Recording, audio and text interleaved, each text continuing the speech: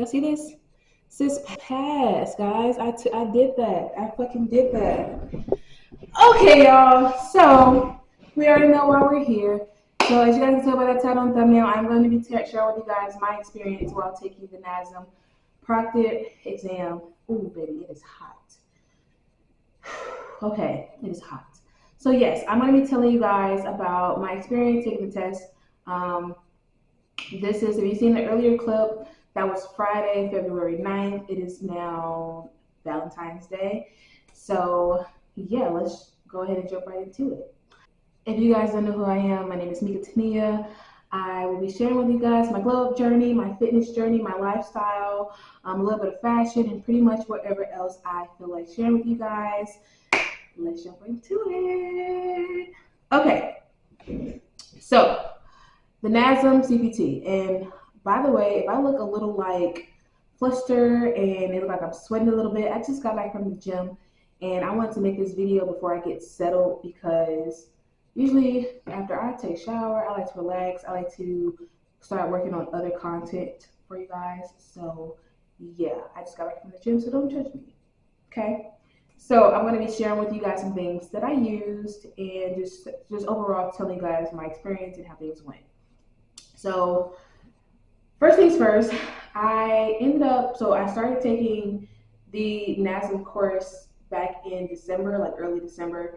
I studied for about 12 and a half, 13 weeks or whatever. By the time my goal was to be finished completely with the entire course by a certain time, but that didn't happen because by the time I got to, I think, chapter 5, so like section 3, um, the chapter started going real deep and it started getting heavy, and a lot of the content in the book started getting real. Like, I felt like it was dragging everything out and it felt like it was way longer. So the more I got into like some of um, the more complicated information in the NASM course or like in the ebook or whatever, it was getting hard and I was like, this is a lot. I don't know how I'm going to study for this. I'm like, this is a lot of information. I don't even know what to focus on. Now, when you first start taking the NASM course and you look at the study guide and you get all the information, it will tell you, um, it'll break it down like in percentages. Like, oh, this chapter is going to be this small percentage on the exam. This chapter is going to be like 20% on the exam and things like that. But you just never really know. So taking the test, it was 120 questions in 120 minutes. So a lot of questions, and they give you basically a minute to answer each question. Okay. So I studied for 10 to 13 weeks, but I didn't schedule my exam until maybe 2.5 weeks prior to my exam date because by the time I got up to 10 weeks, I'm not gonna lie, I started procrastinating. I started slowing down on my studies because one of the chapters was just so long, and I'm like, I felt it was very intimidating at first, and I was just looking like, I don't know how I'm going to remember all of this. And on top of that, I was traveling too, traveling back here, and then I came back, and then I was procrastinating for a while. So I was like, you know what? I was like, in order for me to speed this up and for me to actually get through with this course and not, pretty much bullshit, let me go ahead and then schedule my exam. If I schedule my exam, that'll motivate me and it will push me to actually study, get through some of the chapters, and focus on what I need to focus on for the test. Okay. So my exam was this last Friday. So yeah, I pretty much scheduled my exam 2.5 weeks prior. So yeah, I have been studying for about 12 weeks. Now, based off how I was studying, I personally feel like you could literally get your certification in a month. It really depends on you or whatever. It's all self-paced, but yeah, it pretty much depends on you. I feel like you can do it in 4 weeks. That was literally my goal, was to get it done in like 4 to 6 weeks, but that didn't happen because your girl started procrastinating. So when I took the test, I was really, really nervous. I took it online, proctored. I had to download like an app on my laptop or whatever. They pretty much want to see all four walls in your space wherever you're taking your test at. No phones, no notes. Yeah, they wanted to see my desk. They wanted to see under my desk. I couldn't have anything in arm's reach. So pretty much a lot of things that were on my desk, I had to like move to the desk that was behind me, which was a bit tedious because I'm like, I'm on camera and I'm moving the papers out the way. It's not that serious, but whatever. So yeah, the overall experience, it was pretty cool. It wasn't really intimidating because if you guys were in college during COVID, then you know a lot of stuff was moved online and took a lot of classes online, had to take tests online. And so it didn't really bother me. It wasn't really the part about taking the test on camera wasn't that intimidating. What was intimidating about this experience was just taking the test in general because I watched a lot of videos and they were saying like, oh, we don't want to freak you out, but a lot of people don't always pass on the first try. But if not, that's okay. You can always schedule your exam again within the next few days, and we want to get you prepared. So that was what I was nervous about because I know that they pull in 120 questions out of probably 800 or so. So it's probably, I was told that they have probably like 5 tests they choose from. I don't know. Okay. I'm not sure. But just know I passed it on my first try. That was one of my goals. And hope. If you did not see my last video, I did 2024 goals of the year and what I wanted to achieve.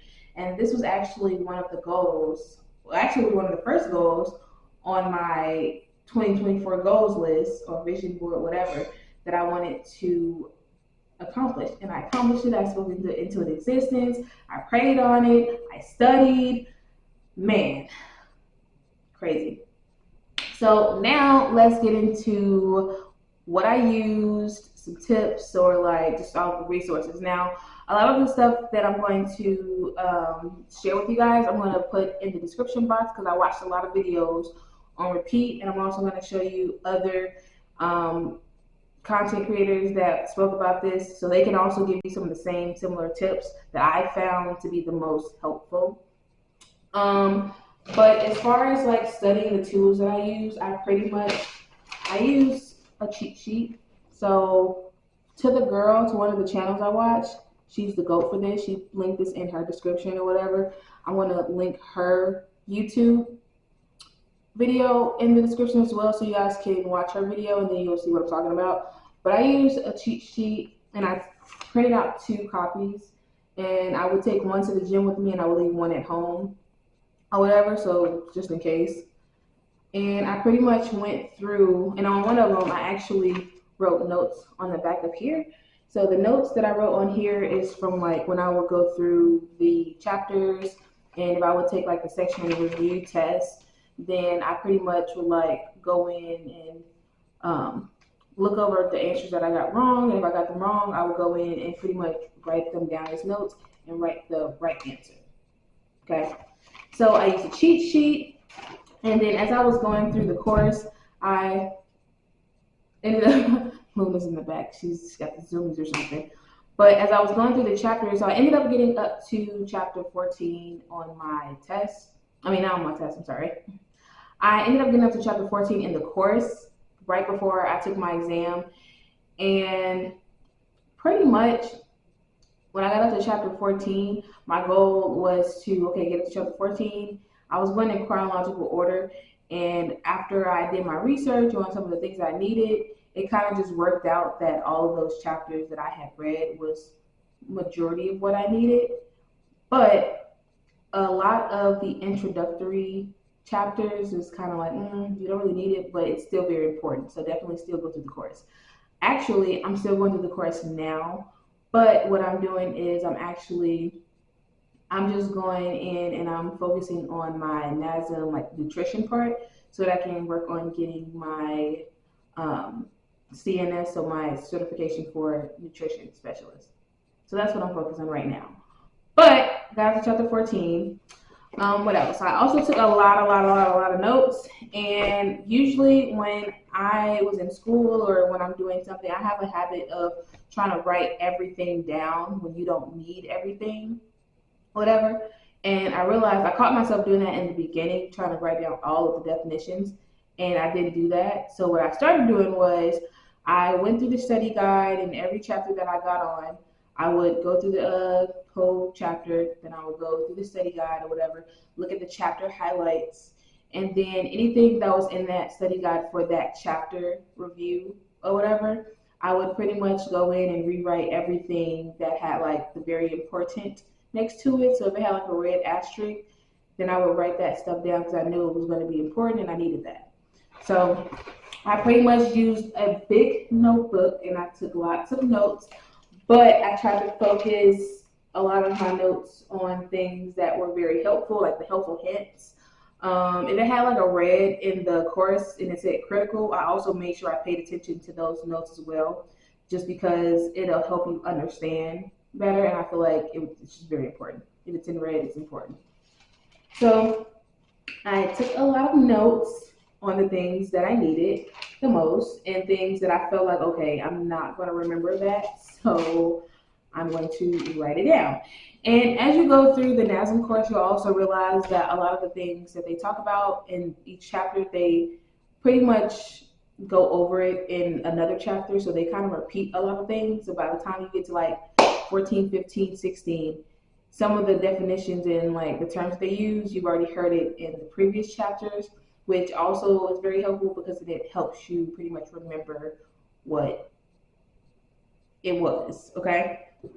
Now, to break things down a little bit easier, I have some bullet points for you guys on a lot of things that you should study and focus on more.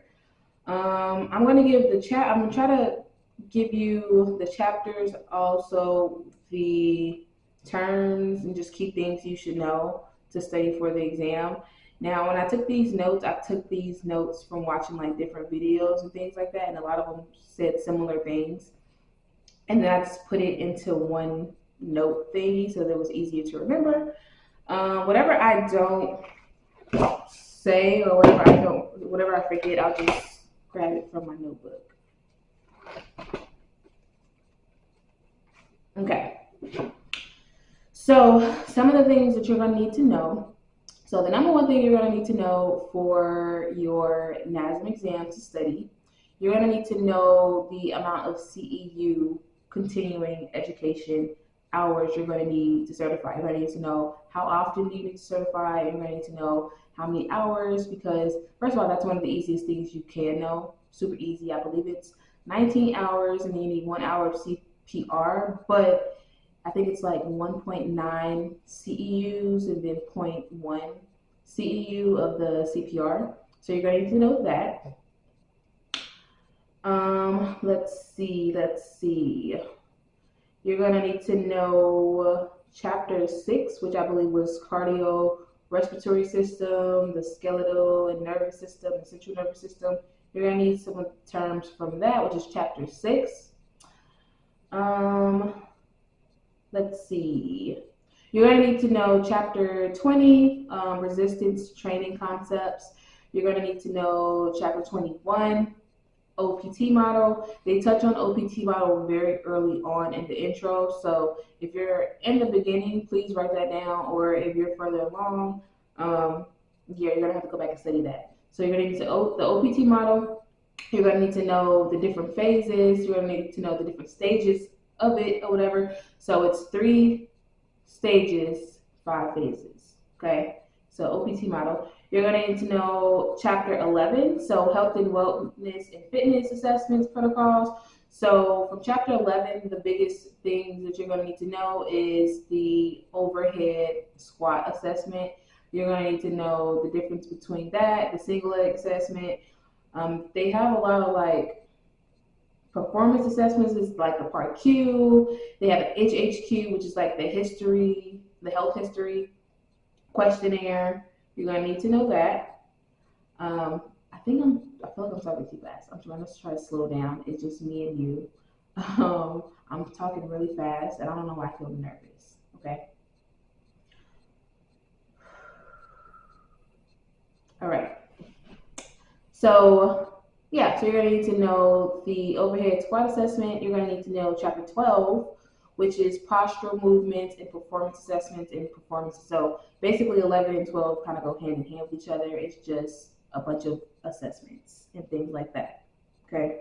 So you're gonna make sure you have to focus, and when you go through the study guide and the review, make sure you guys go through and actually pay attention to the difference, because some of those assessments kind of sound similar.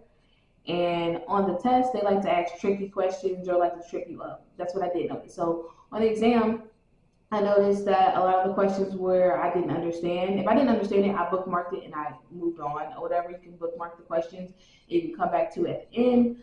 But once I came back to the question, then I would realize you have to kind of reread it a few times for you to understand what they're asking, because they will trip you up. They like to ask tricky questions, even though the question is not that hard. Okay. Let's see. You're gonna need to know chapter 7, so human movement science. So you're gonna have to know the anatomical locations, which is like superior, inferior, medial, lateral, proximal, things like that. You're gonna also need to know the 3 planes of motion, so sagittal, transverse, and frontal plane, which I'm not gonna lie, chapter 7, between chapter 5 and chapter 7, oh my gosh, those chapters were kind of like, not to say that they were hard, but it's just a lot of information to retain, and it can be kind of confusing. So chapter 7, the planes of motion, the 3 planes of motion, muscle action, and anatomy. You're going to need to know chapter 13, which is the integrated training and OPT model. So they go over the OPT model quite a few times. They go over the OPT model in like the intro. They also go over OPT model in chapter 13 and in chapter 21. That's how important it is. If they go over something that many times, that means it's really important. Y'all gotta know. Let's see. You have to also know chapter 14. I'm trying to remember what chapter 14 is, because that literally was like the last chapter that I went over. Chapter 14, it goes over like a lot of like SMR and stretching, so like self-myofascial rolling. It goes over a lot of like stretching techniques and like recovery for like warm up and cool downs or whatever. So you're definitely gonna need to know a little bit of that. You're gonna need to know where the muscles are. You're gonna need to you're gonna need to know what the muscles are. So you're gonna go over anatomy in chapter 5. You're not gonna have to like memorize all of the muscles and like every single muscle there is or bone in your body, but you are gonna have to know like the major muscles and where they are in your body. And I'm not gonna lie, the more I went through this and I studied and I rewatched a lot of videos, it did make me a little bit more familiar with the different parts of the body and where the bones are. Because if you know the location of the muscles, then it's kind of easier to answer some of those questions on the exam. Okay. Let's see, more keywords and things to know. Reciprocal inhibition. Good, that's a good one. You need that. Reciprocal inhibition. You're going to need to know altered reciprocal inhibition, and you're going to need to know synergistic dominance. Now, I'm going to repeat those again, because those, I'm not going to lie, you need to really make sure you understand those. I had a few questions on my exam with those as the options or whatever, and those were confusing because they sound the same or they sound similar to each other. So reciprocal inhibition, altered reciprocal inhibition, synergistic dominance. You're going to need to know that. What else? You're going to need to know relative flexibility. So you need to know the difference between flexibility and then relative flexibility. You're going to need to know the trans-theoretical model. So the stages of change. So basically pre-contemplation, contemplation, preparation, action, and maintenance. You need to know the difference between that. You need to know what a client, like what phase of that they're currently in. Okay. I'm going to repeat some of this stuff that I said earlier, but planes of motion, so like human movement, which is mostly in chapter 7. So you need to know all of the movements, literally. You need to know all of the movements. You need to know almost all of the flexion and extension movements happen in the sagittal plane. Lateral flexion, center frontal plane. So basically, for example, because that's confusing, I don't know why I wrote that. Um, so if it's sagittal, sagittal is like it breaks your body between left and right of your body. But if a muscle is moving in the sagittal plane, then it's going to move abduction or abduction. So it's going to move like this, or it's going to come back to your body. If it's frontal, then it's going to be moving because it's like front and back of your body. So it's going to be moving back, like in front of you or behind you. So kind of like, bicep curls or whatever. And then obviously, if you've already gotten to this point, then transverse plane is like the rotation of the body. So the top half versus the lower half of your body. Whew, what else? You're going to need to know muscle action spectrum. So you're going to need to know the difference between eccentric, concentric, and isometric contractions. It'll all make sense once you go over it. I'm not gonna lie, it took me quite a few times, like I had to rewatch certain videos in order for me to fully understand it. And now when I'm in the gym and I'm working out, I'm constantly thinking about these things and thinking about the muscle actions that I'm doing when I'm lifting. You're gonna need to know overactive versus underactive muscle, which is very, very, very, very important. Those are going to be the bulk of questions on your test. You're going to need to know skin fold methods. What else?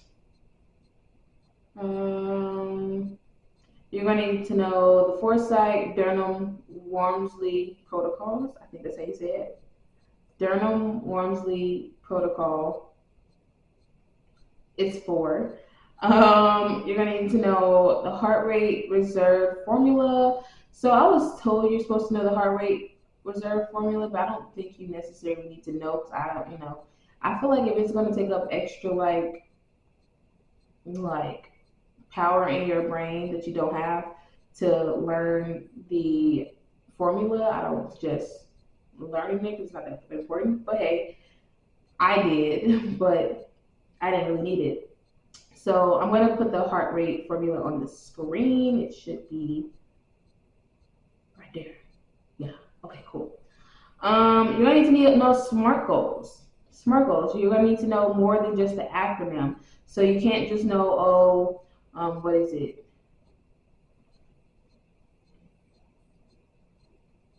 Anywho, yes, you're going to need to know SMART goals. You're going to need to know the concept of SMART goals. You can't just know the acronym for it.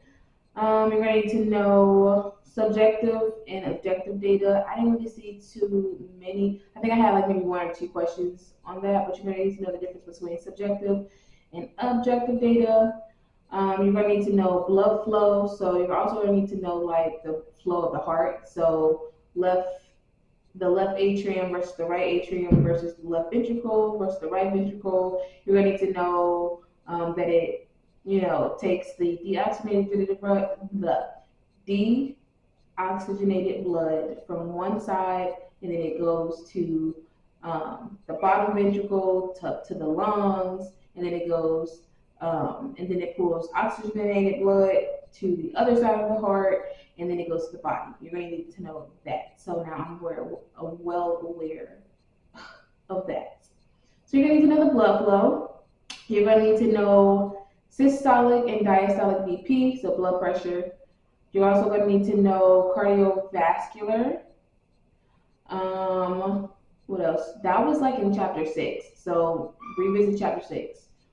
You're going to need to know the difference between Golgi tendons and muscle spindles, because those are they're kind of like similar with each other. One is about tension, and then the other one is length. So make sure you guys pay attention because those 2 are definitely going to be on your exam. And then you're going to need to know the difference between epimysium, perimysium, and endomysium, and you have to know which order they go in. So epimysium is like the more outer layer, the perimysium is like the middle, and then the endomysium is the one that's like the deeper one. Okay, so you have to know the order of that. You also need to know BMI for average obese and overweight person. If you know the BMI for an average and then an overweight person, then you can pretty much remember the rest. Okay, so that's what I have so far in my notes, and honestly, that's pretty much some of the main ones that I had to like really focus on. Um, let's see. I want to check my notes just to make sure. So you're also going to need to know autogenic inhibition because that was one of the options on my exam. Like I said, reciprocal inhibition, synergistic dominance, all of that. A lot of that stuff is in chapter 14. A lot of it sounds the same, so that's why you need to know it. You need to know force couple relationship. You need to know synergistic muscle actions. You need to know the difference between upper cross syndrome and lower cross syndrome.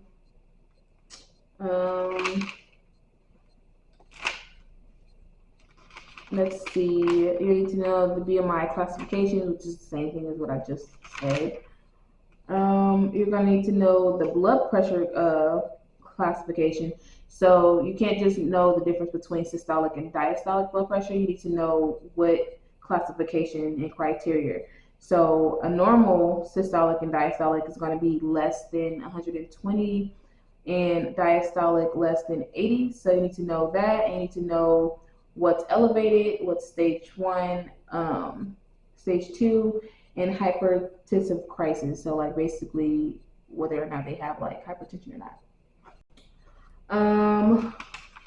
Actually, that's mainly it. Oh, you're also gonna. They didn't have a whole lot of like nutrition on the exam, but they are gonna have a little bit. And the stuff that they had about nutrition on the exam is actually gonna be on this cheat sheet or whatever that you can download and get offline. So they basically talk about like the recommended macros. They're gonna talk about like what else? You need to know the difference between micro and macronutrients, like the minerals and the vitamins and things like that. So basically, a lot of the nutrition is going to be like surface level things. You don't need to know a whole lot, but you need to know some of it. And yeah, that's pretty much all of the notes that I have. Everything that I read to you guys that was in my notes is everything that I literally studied and I took into account. And all of the sources that I use is going to be in the description box. Every video that I watched, everything that where I got cheat sheets from, everything. As far as like how I studied, like I said, I went in chronological order. I got up to chapter 14. I am going to finish the course or whatever, but I just wanted to get the exam out of the way. I passed on my first try once again. What else? So I took notes, and I heard, so a lot of people were saying that they were like saying, oh, if you take the non-proctored exam, like the practice test that's in the NASM course, if you take that a few times, then it'll get you more familiar with the test. I didn't do that. I had plans to do it, but it just didn't work out that way. What I did was, once I got to chapter 14, which is in section 3, I ended up just doing all of the section review questions, even if I didn't finish with the course. I took the review quizzes anyway, so I could get more familiar with the questions. A lot of the tests that I did do, they said if you get like 80s and 90s and you retake them like 2 or 3 times, and then you get the same score, or you get like an 80 or 90 on it, then you'll know that okay, if I can pass this and get the same, score, then you're going to pretty much do well, which is what I did. So I pretty much did the section review quizzes back to back more than one time to see if I could like pretty much remember the information and to just pretty much test me. What else? Like I said, if I got the answer wrong and I didn't know, then I would write it down on the back, and then I would just go over it and just focus on a lot of the content that I needed the most help in. Okay, so pretty much I just took notes, very important, wrote stuff down with a red asterisk, and I also rewatched a lot of content, and I did my own research because I had to make sure You know, you can't just watch one video and then be like, oh, okay, cool. No, you gotta watch a few to make sure they're saying similar things. And also, I just wanted to add my 2 cents in because this is what I noticed and this is what was very, very helpful for me.